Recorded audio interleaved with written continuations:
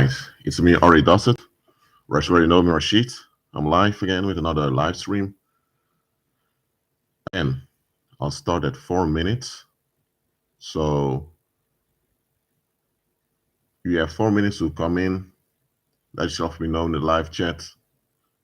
I'll be back soon. Again, I'll start at 4 minutes. You have time to walk in now. Show yourself in the live chat when you're here. And again, I'll start at 4. Be right back.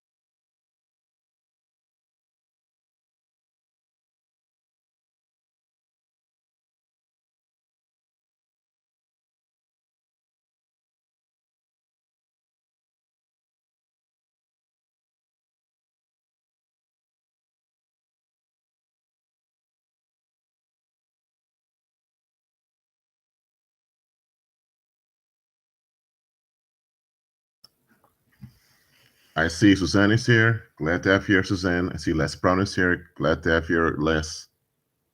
I see 3 thumbs up. Thank you very much.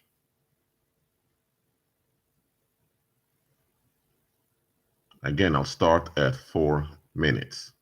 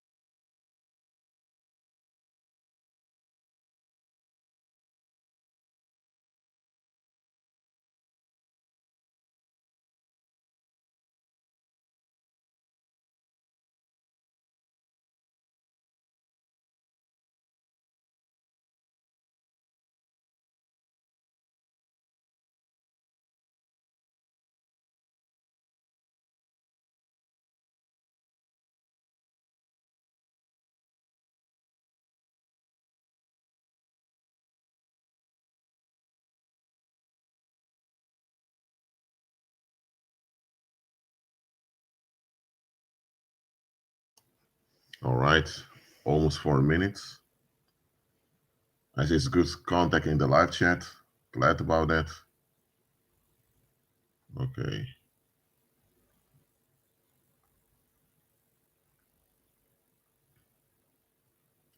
All right, it's a 4-minute mark. So, okay, class begun. The title of this live stream is Winning versus Gaining. Now, some would say winning, gaining, same thing. It's not. Even on a grammatical level, you use them in a different context.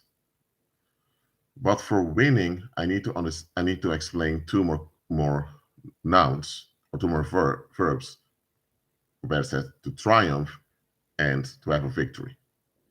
Now, what is a victory? A victory is when there was a conflict or a fight and one of the parties came out of the conflict with the advantage.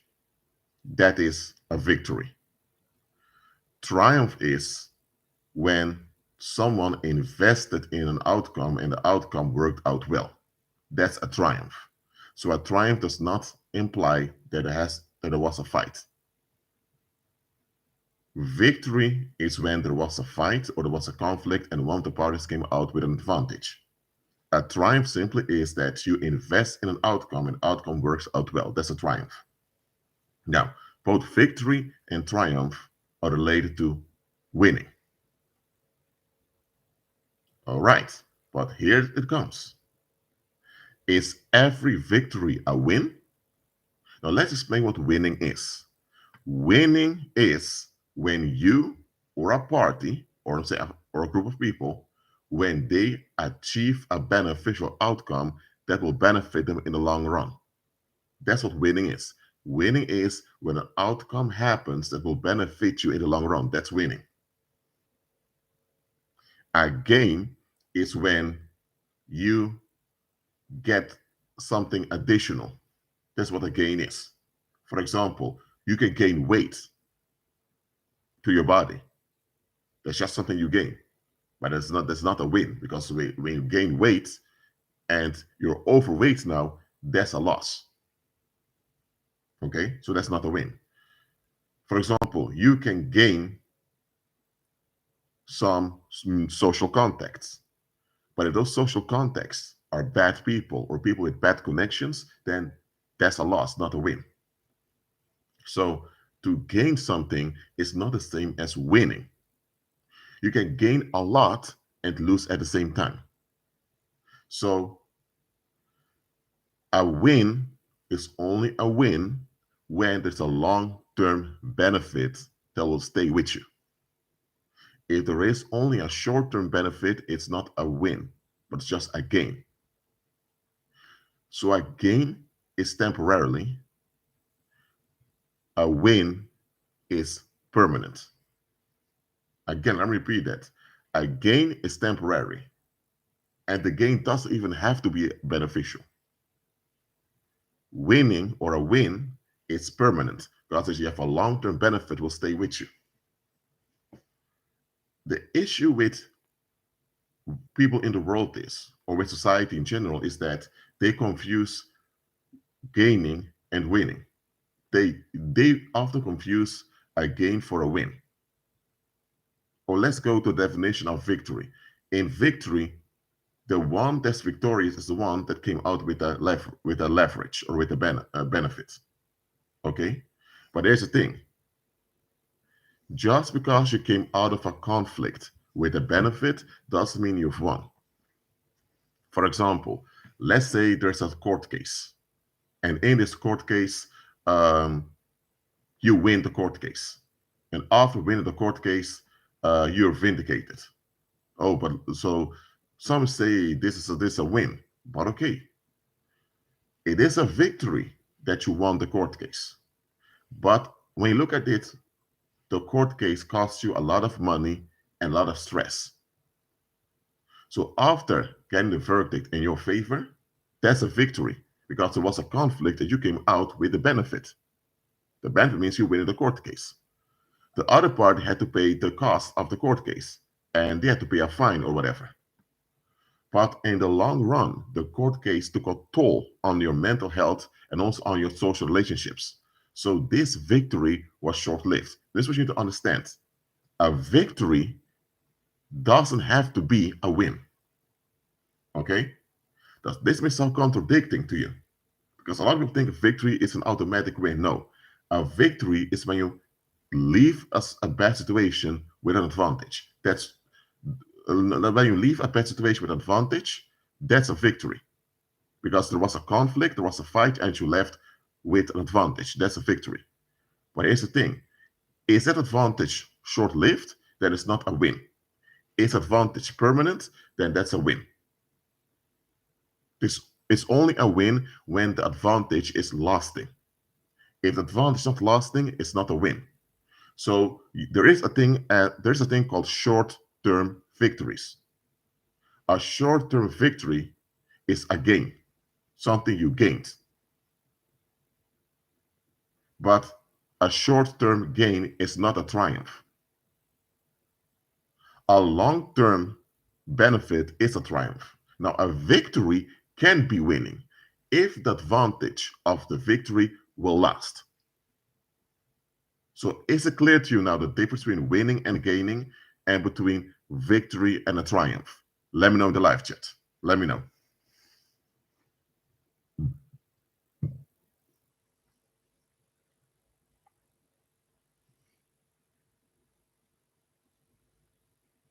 Mhm. So in life, as believers, our focus should be to win because we are called to be winners. That means in life, we ought to triumph in all circumstances. Again, a triumph simply means you've put your investment in a good outcome and the outcome works out well. That's a triumph. So we should triumph in all circumstances, whether the circumstances are good or bad. Now, victory is guaranteed to us when we operate in faith. Victory simply means that for the believer implies, yes, you will face retaliation by society, but despite the retaliation, you come out better. So it's a victory, and this victory is lasting. That's why it's a win. But here's where a lot of believers are tricked. They don't understand that a victory is only a win when the benefits are permanent. So what Satan often does is Satan offers you short-term victories. And because it's called a victory, you think, I've won. And here's where a lot of people go wrong. Just because you get the victory in a situation doesn't mean you've won. You can get the victory and still lose. Now, how is it possible to get the victory and still lose? Okay, let me explain. Let's say you're walking down the street and there's someone, let's say you're walking down the street with your wife, okay? A more sensitive example. And this guy looking at your wife and scolding her. And you find out it's her ex-boyfriend. Now you think, hey, I don't allow anyone to dishonor me like this. This is her ex-boyfriend and he treats her like some cheap whore publicly. So you feel humiliated and embarrassed that someone is treating your wife like that. So you think, hey, I want to put this guy in his place. Let's say it becomes it becomes an argument with words. Then at some point it gets so heated that one of you slaps one another, it becomes a fist fight. Let's say now you knock the guy out. And since then, nobody dares talk anything bad about your wife anymore. Okay, so that was a victory. There was a fight that became physical and you won. But a week later, you're fired from your job. Why? Because the employer saw videos on YouTube of you beating up another man. Now, the employer didn't even care what it was about. The fact that you're caught on tape beating someone else up looks bad for the company. So that's why, to protect the reputation of the company, you were fired. Because here's the thing: if you keep working there, the reputation of the company will be ruined, and the company is likely to go bankrupt because they don't get any customers anymore. So now you're unemployed. You're on welfare benefits, and now you're applying for other jobs. But because this video became viral of you beating up that other guy, now you have a hard time getting a job. So now you and your wife and your family are in financial difficulty. So my question is, was that victory against that uh, scorner worth it? Was it worth it? Let me know in the live chat. Let me know. What do you think?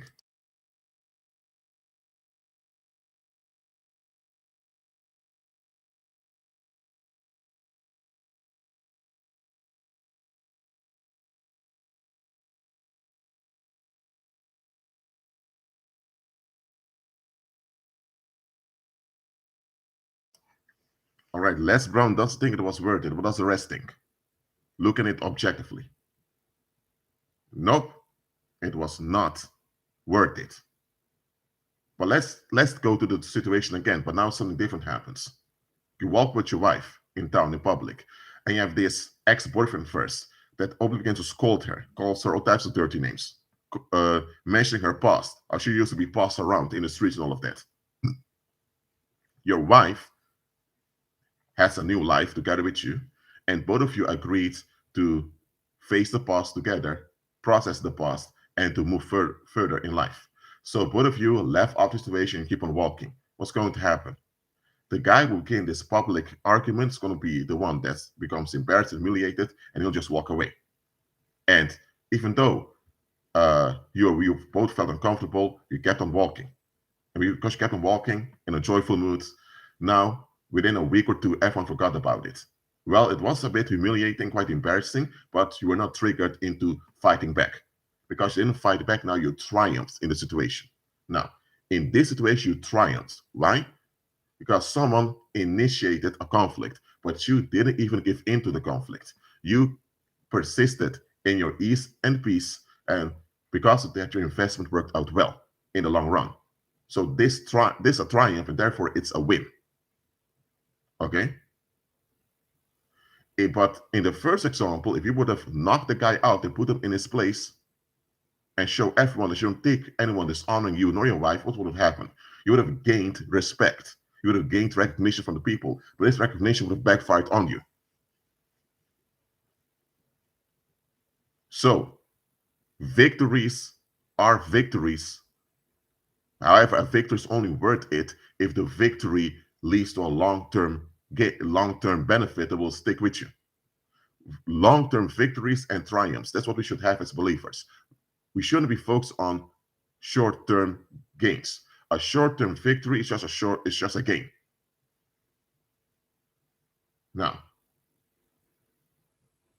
that is why every martial artist that's serious about his profession, every martial artist at the beginning of the course, they will tell you that the best fight is a fight you've prevented by walking away. Bruce Lee said the same thing. Bruce Lee was regarded like some kind of type of deity of martial arts and self-defense. He even made plain that the best fight is to just walk away, is to avoid it. So even those martial artists out there teach you to have a triumph instead of a victory. If you encounter a bad situation and you manage to de-escalate and get out of the situation, that's a triumph. If you end up in a bad situation and someone attacks you and you end up getting out with the minimum damage, that's a victory. But in this case, a triumph would have been better than a victory. And this is something a lot of believers get wrong. A lot of believers think that there is glory and greatness in winning fights from the enemy's camp. Yes, there is. If those fights will glorify them with Father, and will only glorify them with Father if it's an actual win. But if you go through unnecessary spiritual warfare, that will only exhaust you. So that will not be glorifying the Heavenly Father. Look, just because you have the resurrection power of Christ and you're able to get victory in every conflict, doesn't mean you should jump into every conflict. Because even if you survive and get a victory, the victory can be costly.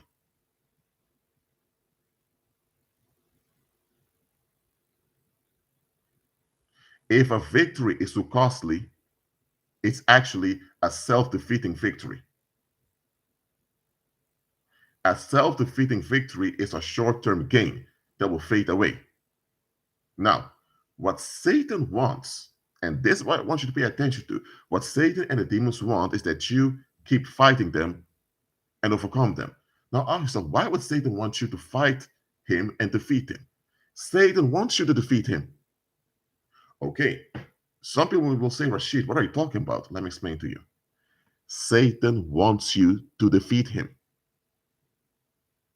Why? Satan knows he's defeated already. So why would Satan want you to fight and defeat him? Because by you defeating Satan, you will get victory. So why would Satan want you to get a victory in defeating him? Very simple. By you being focused on fighting Satan, you end up having victory. But the victory will be short-lived. Because when you're focused on fighting Satan, your focus is not on having triumphs in life. Satan wants you to invest your effort in fighting him. Because Satan knows Satan will lose. Satan wants to keep on losing. But Satan can only lose from you if you're fighting him. The more you fight Satan, the more exhausted you'll become. So all his victories will backfire on you. That's why Satan is so invested in spiritual warfare. Satan is more invested in spiritual warfare than the Heavenly Father is. Oh, let me repeat it again. Satan is more invested in spiritual warfare than the Heavenly Father is.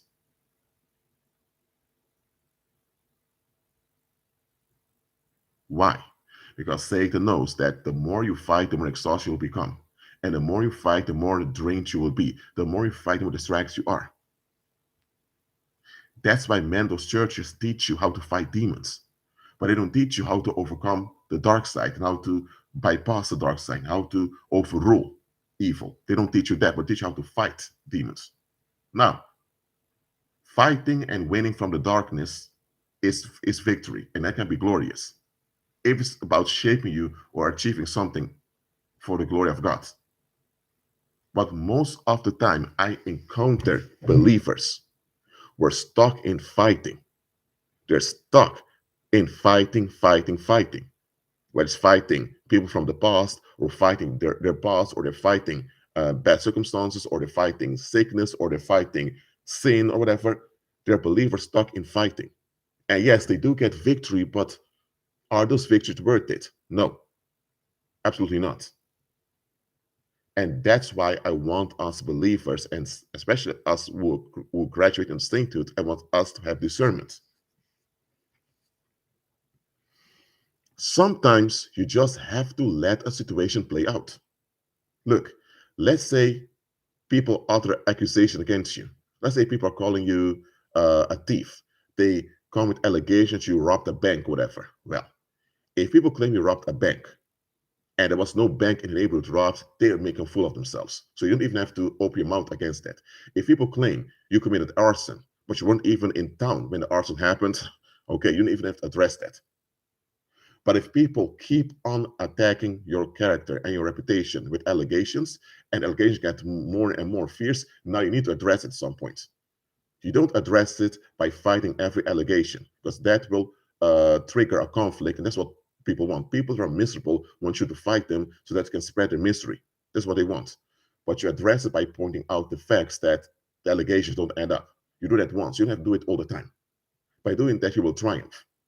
You will have a victory because you come out with a beneficial outcome, and you have a triumph at the same time.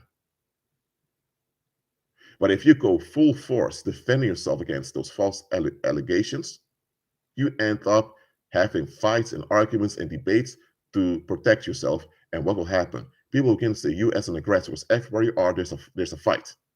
And here's what you need to understand. Human beings in a fallen state just want to be left alone. They don't even want to deal with their own issues in their own life. Worldlings don't even want to deal with their own issues. Worldlings lack self-worth in general. So what makes you think they're going to be willing to participate in your life if they're not even participating in their own? And by the way, it doesn't look good on you to always be in some type of fight or argument. It doesn't at all. Even if you're right, even if you have the victory, it won't look good on you. That's why it says in the book of Proverbs, it's an honor to avoid strife. When you manage to avoid conflict and arguments, it will look good on you. It will benefit you. So the escalating situation in a wise way will benefit you in the long run. Does that mean you should never address something? Well, you should, but you should only address something when the outcome of addressing it will be worthwhile. If people are delusional and it just needs you to be the bad guy for them to feel better, they know that people are delusional. And there's no point in debating or arguing with the delusional people. They just want a fight. So in that case, you don't address anything. You just shake dust off your feet and you move on.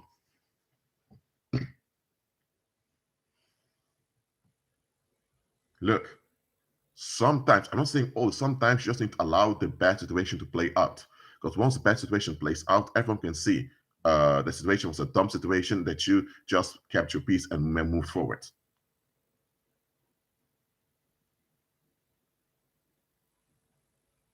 And this is a mistake worldlings make most of the time. Not all the time, but most of the time, journalists make this mistake. They want the victory.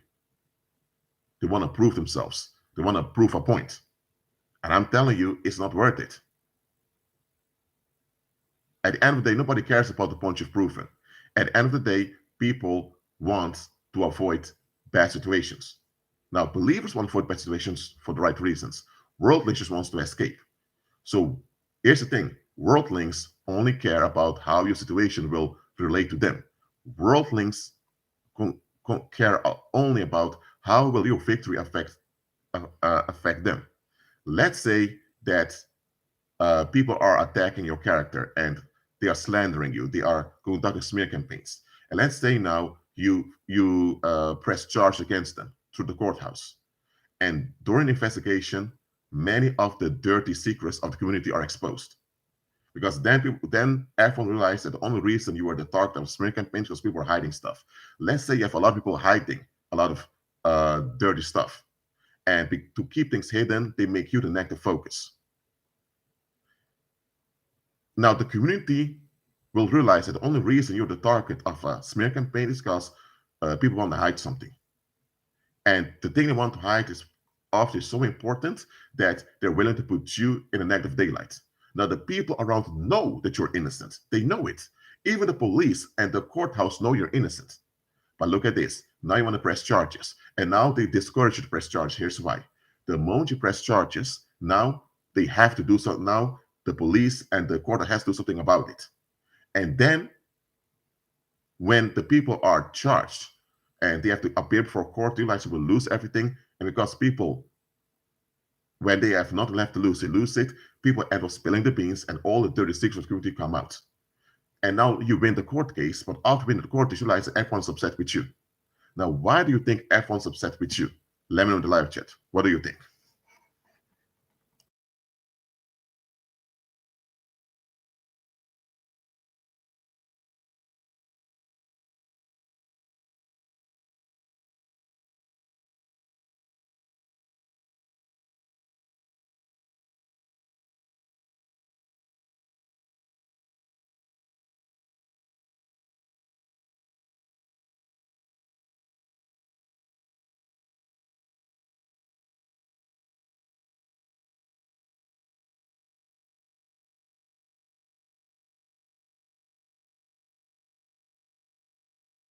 Why do you think people will be upset with you if you win the court case? I'll tell you why. When the people there lived in a delusion that everything is fine, but there were dirty secrets over there. And nobody wants those dirty secrets to come out because somebody wants to deal with the dirt in their own communities. So you being made the scapegoat was good news to the community because now all the negative focus is on you. Even if people know that you were innocent of all those allegations, they preferred you to be the target because that means that they didn't have to deal with the dirt in the community. But because you stood up for yourself, defended yourself, and you won, now everyone's going to still dominate it. This guy was the victim of a smear campaign, but why didn't anyone help him out? Why didn't anyone do something about it? So you winning that conflict will make everyone look bad. Even if the dirt of the community doesn't come out, the fact alone that you were the target of a smear campaign and people just allowed it to happen will make them look bad. And nobody wants to look bad. Nobody wants to go at home, look in the mirror, and face themselves for not for allowing bad stuff to happen. So because you address the situation and you address the situation made them look bad, now they are against you. So that victory that you gained will eventually work out against you.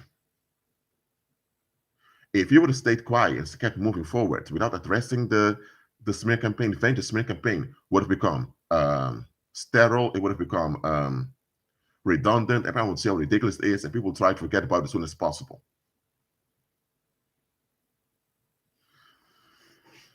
So let's say now that you are a cold case detective. Okay, so you need to research a cold case. Someone was killed 15 years ago, and you're there as a cold case detective to solve the case. And let's say you figure out that the individual was killed because the individual knew something. Let's say you solved that cold case. and they finally catch the killers. There are going to be a lot of people upset with you because all those people thought, oh, what didn't happen was 15 years ago. Now they have to deal with the situation all over again. What I'm just saying here is that solving a cold case is not a bad thing, but the one that solves the cold case often gets a lot of backlash on them. That's why there are a lot of investigators who don't want to deal with cold cases. That's why often police stations don't even want to start with cold cases because they know that may cause a backlash in the present. And this one thing you need to realize is that whenever you're dealing with society, you need to ask the following question: who wins with this situation? Ask yourself always, who wins? Okay, let's say you have a homicide case, a body was found, and people hear it's a guy who went missing 5 months ago. His body was found. Now, this is a loss, of course, for the relatives, also for the community. There's a loss because a murder has happened, so there's lack of social trust. Okay, but then you realize that the police isn't even interested in solving the case. Then after like a few months, it becomes a cold case already, and people just pretend like the homicide never happened. But then you begin to ask, well, hold on a minute. Why was this police investigation conducted so poorly? But then you realize that the deceased, the one who passed away, used to be the target of some conflict. And the people involved in that conflict have close ties to the community. So I realized, people don't want this case to be solved because then there's going to be a lot of bad stuff that's going to come out.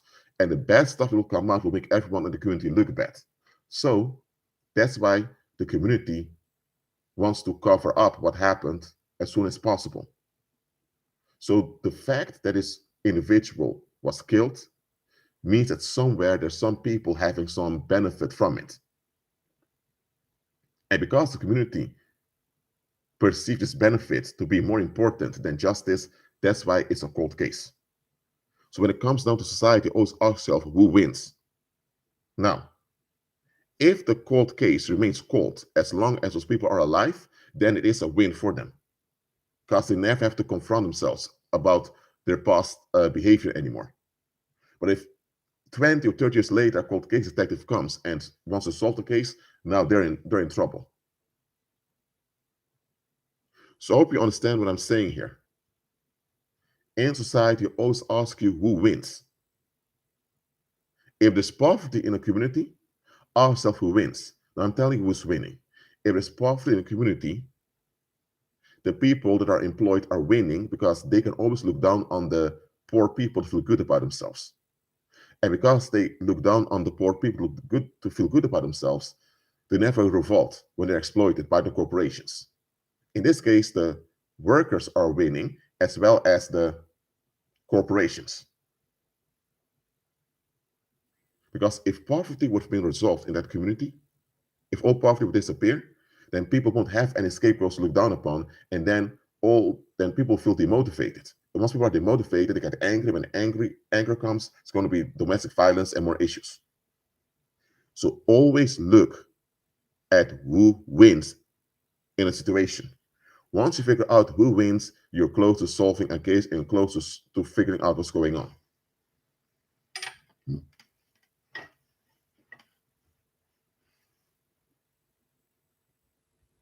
Maybe someone went to prison for a crime they did not commit. Someone was set up for a crime. But because someone has set up, the community now has ease. And people can pretend like nothing ever happened. But if one day this individual is released from prison and it comes out that it was a miscarriage of justice, now it's not a win anymore. Now it's going to backfire. So understand the following. There are many issues out there that people don't even want to face. Because once you face the issue, you need to do something about it. When you do something about it, you have to deal with all the dirt related to it. That's something most people don't want to go through on a community level.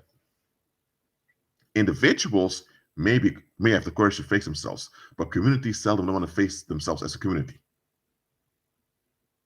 especially when it relates to neglect. So understand the following. There are many issues out there that people don't even want to address. That is why when you address something that people are ignoring, they will turn on you. In the world, you have this live and let live philosophy. That live and let live philosophy comes down to the following: don't talk about deep rooted issues we're ignoring. Don't talk about our neglect and the things we don't want to face about ourselves. That's what it means. Society has one important rule: never address our neglect, because once you address that, we need to account for ourselves and we become better. So never address issues that we're ignoring. That's the rule of society. If you apply that rule to your life and you follow it, you will be praised by society. You get a pat on the back. But the moment you realize, hold on a minute, we need to face this and address things, you get the anger of the crowd.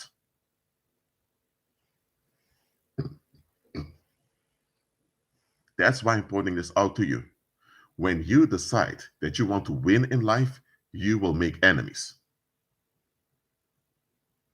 When you decide you want to win in life, you'll get enemies. You know why? Because you winning will automatically reveal that others are in on losing. If you lose just like everyone else by staying stuck in patterns and cycles, then that's a win for the community, because community won't have any difference to be compared to. But the moment a few people of the community decide to seek deliverance and to actually win in the long run, that will reveal the backwardness of the rest of the community, and the rest of the community doesn't want to face on backwardness. That's why Christ said that those that follow him will face persecution.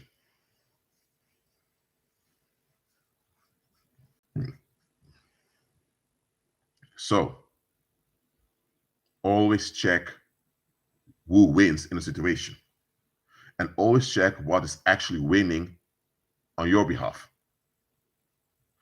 Not always, but sometimes you need to just avoid discussing certain things, just not to trigger unnecessary conflict. And then you move out of the situation. By de-escalating like that, you win in the long run. Here's what you need to understand. Christ was not going throughout the earth exposing everything and everyone. There are people on YouTube these days who are exposing everything and everyone. This exposed culture on YouTube is quite toxic. Let me tell you why it's toxic. Because most of the time they don't offer a solution nor a replacement for the thing they're exposing.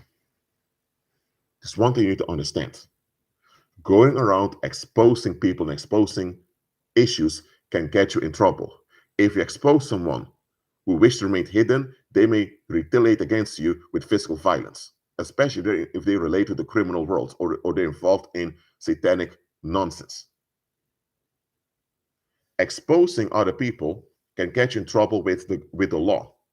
If you expose someone and the judge tells you, well, by doing this, you violated their quote unquote privacy or some privacy regulation, you can be fined or go to prison. Even if you don't end up in prison, it can lead to people seeing you in the active daylight, which will cause more trouble.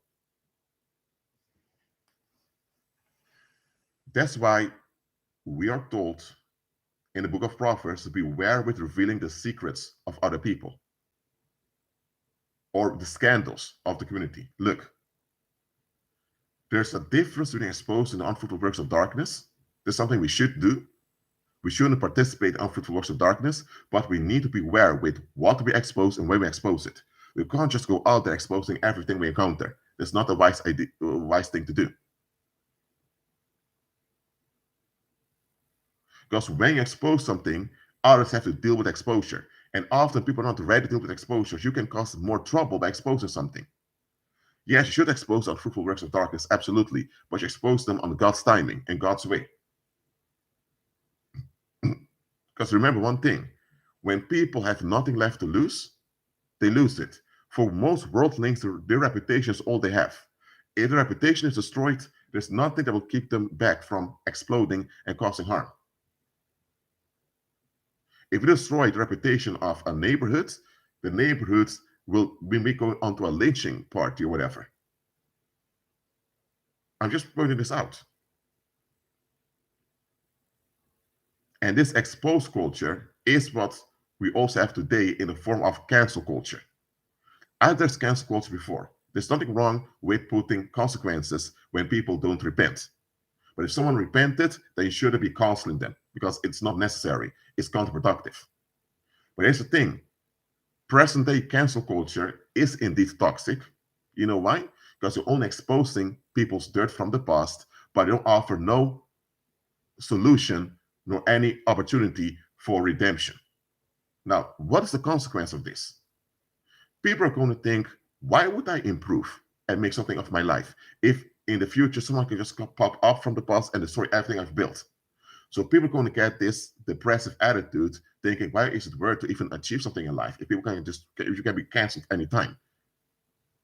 So that's why we as believers should not participate in this exposed obsession that the world has.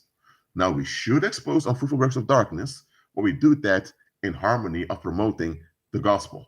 So we should be promoting sexual health instead of talking about all the sexual escapades of all those celebrities.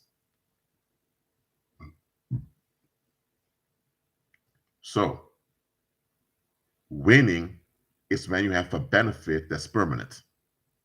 A gain is when you something is added to you, but not everything that's added to you will benefit you. A triumph is when you invest in a good outcome and the good outcome goes through. That's a triumph. For example, let's say you wanted to have your own garden with roses and you plant all the roses. And in the harvest season, the garden is filled with roses. That's a triumph. You've invested in a good outcome and good outcome worked out. If the good outcome did not work out, but you used your investment and your lessons for something else, it's also a triumph. A triumph is when you keep persisting in the good and you keep persisting in life and things work out for you. That's a triumph. A victory is when you get out of a conflict with a leverage. If this leverage is permanent, then it's a win. If not, it was a waste. So I'm just pointing this out to you, believers and saints.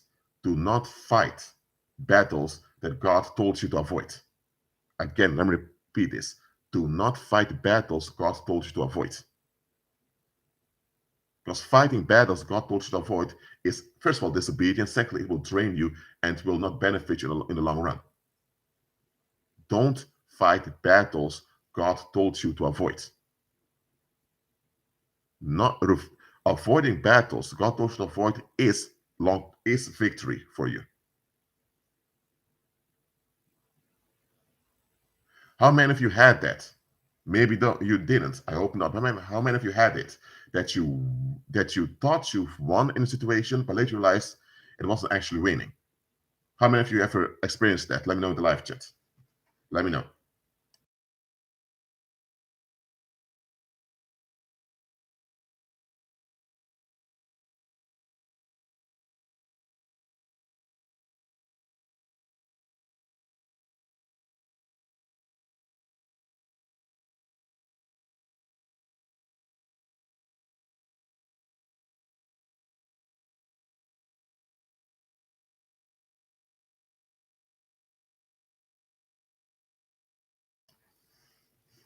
The thing is, if you get a victory that backfires on you, you now have to deal with extra baggage.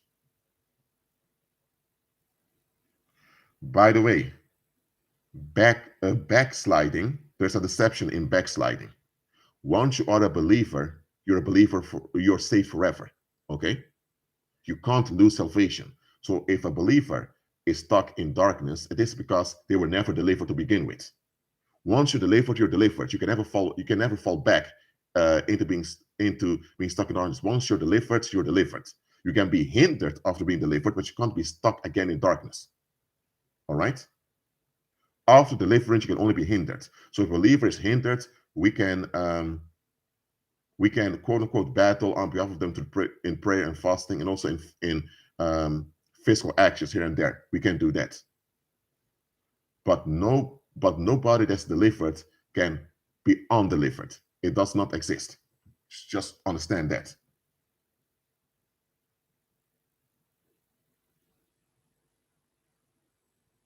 Now look at this. I'm not saying that we just have to shut up and be quiet just to make sure everyone's at ease. Sometimes you need to address things, absolutely. Sometimes you need to face the conflict, okay? That's inevitable. But if you have to face a conflict because people don't want to comply with justice, then realize that there will be a backlash against you. So be prepared to lose some social ties and to move on without them. For example, if a community is in on genocide and people just allow genocide to happen, then you have to address it. You can't just stay quiet just to not upset other people. Then you have to address saying, hey guys, what's going on here? We see people are being killed here and there. We see this oppression. Why don't you guys do something about it? So if there is actual tyranny going on or genocide, whatever, then you have to open your mouth and face the fight. You get me? But if it's not a serious situation where neither you nor other people's lives are endangered, then just remain low key and avoid the situation.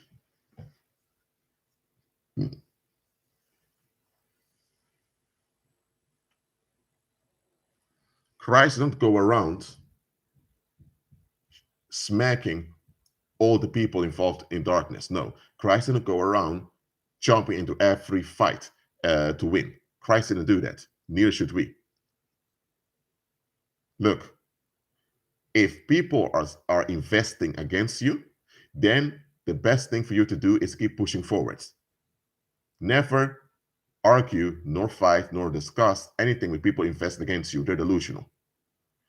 Go low key, get out of the situation, and keep pushing forwards.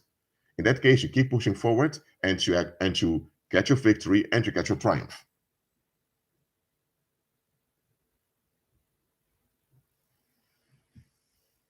Look, realize that not every victory is worth it. Okay? Sometimes your victory is just walking away or escaping the situation. And believers, this is something narcissists do better than believers. Again, I'm not promoting or praising narcissists over here because narcissists are unstable and they're dangerous.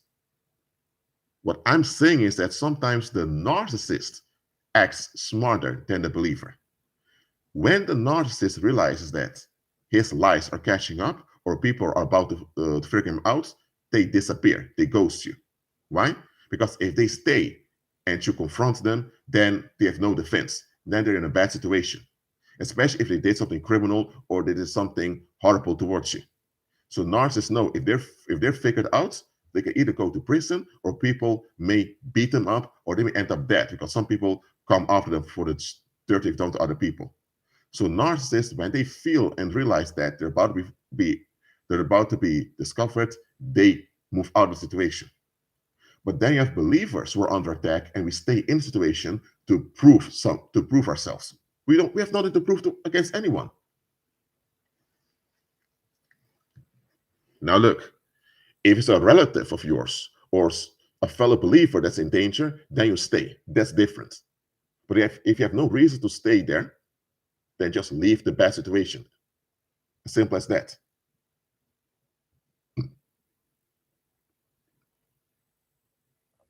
So that's what I wanted to tell you in this live stream. This live stream is not a long one, but this is a message I had to give to you. Don't fight battles God told you to avoid. Simple as that. All right. If you have any questions relating to this topic, let me know in the live chat now. If you have to go, you can go because the class is over. Thank you for being here and listening. If you have any questions about the topic, let me know now. I'll wait till I get some questions. If I don't get any questions, then soon I'll close down the live stream.